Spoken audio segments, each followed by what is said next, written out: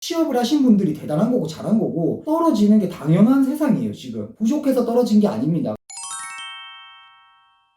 안녕하세요, 고남입니다. 네, 오늘은 취업 준비하면서 이것만은 하지 말자, 이것만은 유의하자에 대해서 한번 말씀을 드리려고 합니다. 네, 제가 취업 관련된 유튜브 활동만으로도 2년이 넘었고 그 외에 활동을 하면서 지금 다양하게 3년 이상, 4년 가까이 지금 하고 있는 것 같은데요. 실패하신 분들의 교집합, 그 다음에 성공하신 분들의 교집합을 분석하기 위해서 되게 많이 노력하고 있어요. 그런데 주변에서 보면 이거는 정말 하지 않는 게 좋겠다, 주의하는 게 좋겠다 라는 것들이 딱 3가지가 있더라고요. 그래서 그거를 한번 말씀드리려고 합니다. 첫 번째는 돈 쓰지 말 것. 이게 사실 가장 중요한 포인트인데요. 제가 감히 말씀드리면 정확하진 않지만 제 주변에서는 자소서나 컨설팅에 비용 쓰는 분들보다 비용을 쓰지 않는 분들이 훨씬 더 합격률이 높았어요. 왜 그러냐면 비용을 쓰고 한다는 행위 자체가 나쁘다는 건 아니지만 위험의 산물이 아니잖아요. 그러니까 내가 돈을 주고 어떤 컵을 산다든지 커피를 산다는 게 아니라 돈을 주고 그 사람이 가지고 있는 지식을 사는 건데 그 지식에는 오류가 많아요. 더군다나 취업 시장의 경우는 3개월, 6개월, 1년에 계속 변화가 되거든요. 그래서 자칫하면 잘못된 정보로 그 생각이 함몰되어 버릴 수가 있어요. 아, 나는 비싼 돈 주고 그 사람한테 받았으니까 이게 맞는 정보야. 그래서 스터디 가서도 다른 사람들이 피드백해줘도 듣지 않게 되는 거죠. 최근에는 좀 부정적으로 생각하게 된 계기가 뭐냐면 첨삭을 하는데 돈을 받을 수는 있어요. 저는 무료 첨삭을 해서 그렇게 부정적으로 느끼는 걸 수도 있지만 근데 그게 아니라 그냥 항목 분석하는데도 돈 받으신 분이 있더라고요. 그건 정말 잘못됐다고 생각합니다. 그리고 취업 준비생 분들한테 말씀드리고 싶은 건 저의 유튜브를 이용하라는 게 아니라 주변에 정말 유명하신 유튜브들 많잖아요. 그런 유튜브의 영상은 광고만 보면 무료잖아요. 그런 정보들이나 돈을 주고 컨설팅하는 거나 크게 다르지가 않습니다. 그렇기 때문에 자소서를 컨설팅 하시는데 돈을 쓰지 마시고 멘토링이다 뭐다 돈을 지출하지 않으셨으면 좋겠어요. 돈을 사용해서 거기에 따른 결과물이 온다. 100만 원을 줘서 무조건 면접에 합격시켜 주겠다. 그럼 100만 원 쓰는 게 맞는데 그게 아니잖아요. 그렇다고 해서 그 돈을 돌려받는 것도 아니고 더더욱 추천하지는 않습니다. 그래서 돈 쓰지 말 것. 이게 첫 번째 키워드다라고 봐주시면 좋을 것 같아요.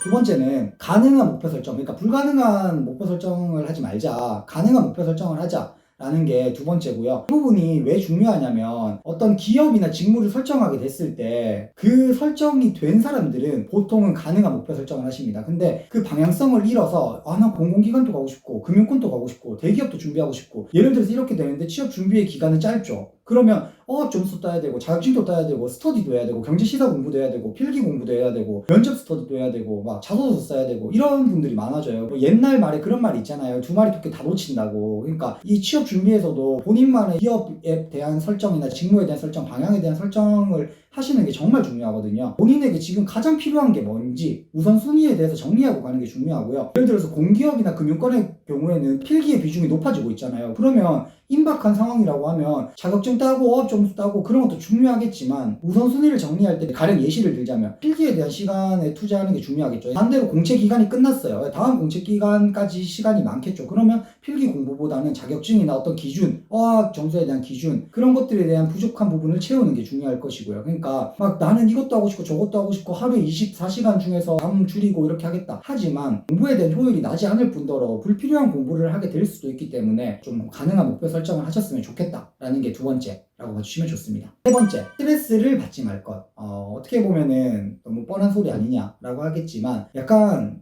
그런 경우들이 많아요. 탈락 한 번 한 번에 스트레스 받아가지고 포기해야 되나? 좌절해야 되나? 정말 많습니다, 주변에. 이 말씀을 왜 드리냐면 취업에서 멘탈이 센 사람이 무조건 승리하거든요. 정말입니다. 면접에 가서도 그렇고 준비하는 과정에서도 그렇고 1위 1비하면 안 됩니다. 취업이란 그렇게 생각해요. 취업 합격률이 요즘에 몇 프로죠? 막 10%, 20% 되나요? 10명이 들어가면은 2명이 막 되고 5명이 들어가면 1명이 되나요? 그렇지가 않아요. 정말 확률이 낮습니다. 그러니까 취업을 하신 분들이 대단한 거고 잘한 거고 떨어지는 게 당연한 세상이에요, 지금. 근데 그 떨어졌다고 나 정말 바보야. 난 정말 노력이 부족했어. 다른 사람들보다 부족해. 이렇게 생각하지 말았으면 좋겠다는 거예요. 물론 합격하면 좋죠. 떨어지면 속상하죠. 저도 최종 탈락도 해봤고 1차에서 떨어지고 자소서 쓰다가도 떨어졌는데 거기에 1일 비하시면서 스트레스 받게 되면은 다음 공부, 다음 준비에 영향을 받기 때문에 개인적으로 취업 준비하면서 스트레스를 어떻게 해소하는지가 가장 중요하거든요. 멘탈 관리를 하고 스트레스를 받지 않는 것이 가장 필요합니다. 떨어졌다고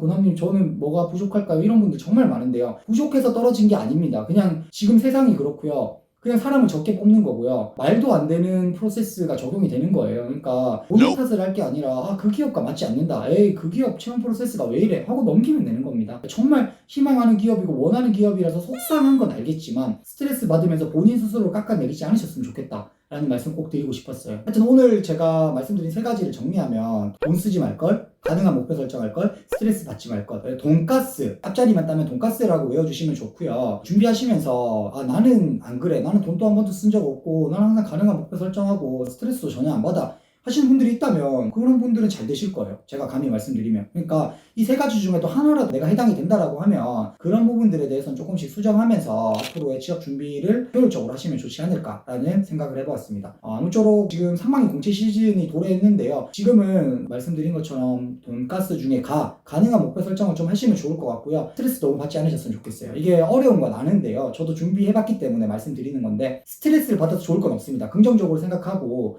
떨어지더라도 다음 기회 99패 하더라도 1승하면 취업은 성공한 거기 때문에 하나하나에 너무 스트레스 받지 않으셨으면 좋을 것 같습니다. 그러면 다들 성공적인 취업 준비하시면 좋을 것 같아요. 지금까지 고남이었습니다. 감사합니다.